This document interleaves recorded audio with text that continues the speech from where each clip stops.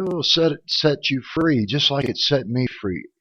All that I needed to do was learn how to release it. And, that simple understanding is the key that changes everything. It's easier to release something that you already have than it is to get something that you don't have. And everybody's trying to get something, but not realizing that we already have it. The Christian life isn't a process of getting from God. It's a process of renewing our minds and learning to release what we've already received. If we don't understand that we have already received all that we will ever need at salvation in our spirit, then there will always be an element of doubt and unbelief. And that's a faith killer there. And without faith, it's impossible to please God or even walk in the blessings of God because we don't believe it. You may not know it's possible or even promised in the Word, but you'll be trying to perceive it in the mental, emotion, or physical realm. And that just doesn't work. It's a formula for failure, brothers and sisters. That concept is wrong and can also result in a performance-based relationship.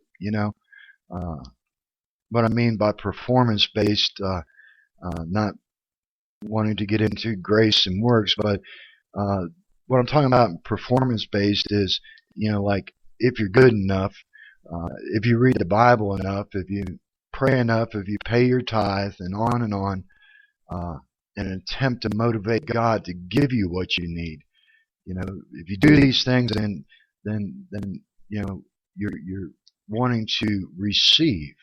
Well, that's a misconception, and God really hasn't already given you everything.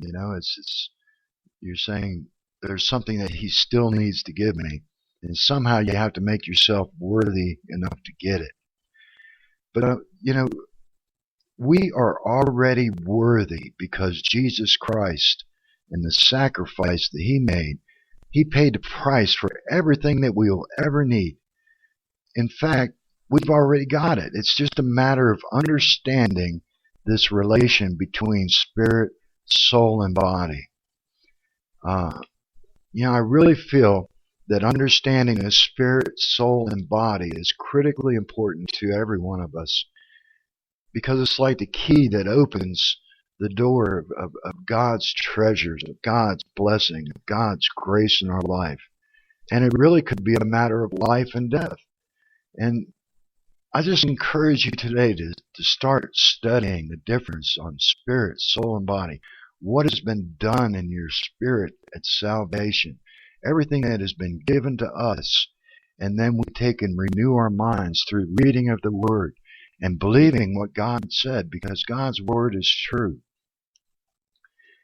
If we go by what we see or feel or experience, then we know for sure that we are not on the right track.